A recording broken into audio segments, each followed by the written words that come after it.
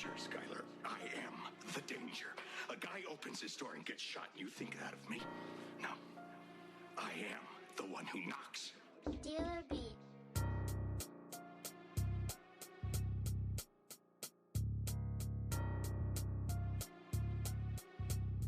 Bonjour et bienvenue dans Cosmos Inédit. Imaginez un vaisseau qui traverse les étoiles pendant des millénaires, subissant les assauts de la poussière cosmique et qui, au lieu de s'abîmer, répare ses propres blessures en temps réel. De la science-fiction ? Peut-être pas. Aujourd'hui, on plonge dans une théorie qui pourrait tout redéfinir notre compréhension des objets interstellaires, grâce à l'analyse de 3i Atlas. Bonjour à tous. Alors oui, 3i Atlas, ce visiteur venu d'un autre système solaire, il a vraiment secoué la communauté astrophysique en 2025. Oui. Les données recueillies, surtout par le télescope James Webb, ne correspondaient à rien, aucun modèle de comète ou d'astéroïde connu. On a assisté à un véritable mystère cosmique. Allez, résumons les indices. Premièrement, son atmosphère, la coma, était saturée de dioxyde de carbone, de CO2, D'accord ? avec 8 fois plus de CO2 que d'eau. C'est un ratio énorme. Deuxièmement, ce dégazage se produisait quasi exclusivement du côté qui fait face au Soleil. Et pour finir, la lumière qu'il réfléchissait était étrange. La polarimétrie suggérait une surface métallique C'est ça. et pas la roche ou la glace habituelle. Exactement. Et face à cette énigme, une théorie extraordinaire, issue du Team Equation Framework, a été proposée. Ok ? Et si 3i Atlas n'était pas un objet naturel, mais un artefact technologique, avec une coque en nickel capable de s'auto-régénérer.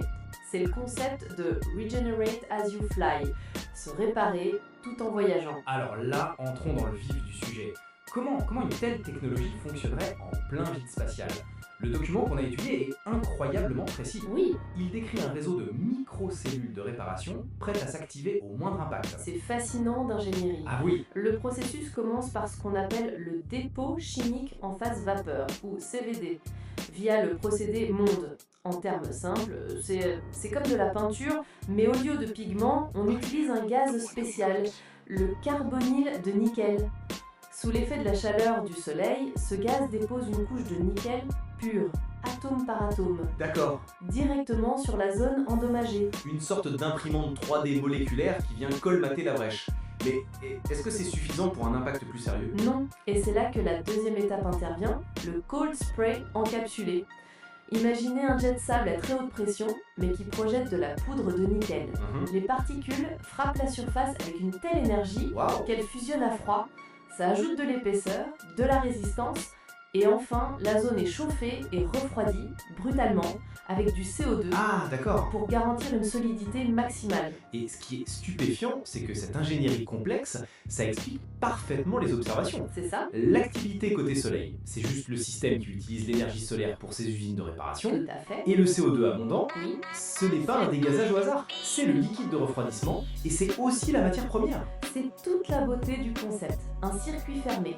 Le document décrit une boucle matière. L'objet capte le CO2 de sa propre coma, il l'utilise, puis il recycle chimiquement pour recréer le carbonyle de nickel pour les réparations.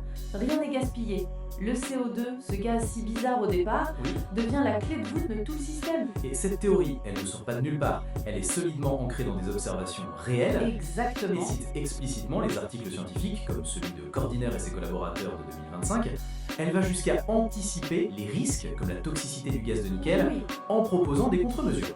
C'est une hypothèse qu'on peut vérifier. Et c'est ce qui la rend si puissante.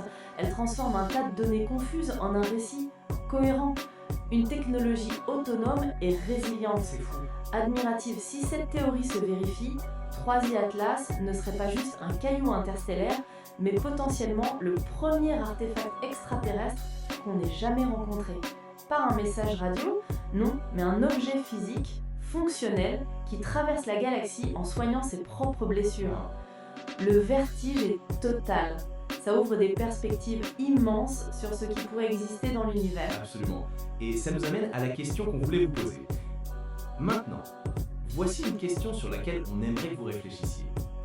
Si une telle technologie autonome et autoréparatrice est possible, est-il plus probable qu'elle ait été conçue pour un but précis, comme l'exploration, Ou pourrait-elle être une forme de vie mécanique évoluée dont la survie est le seul et unique objectif ?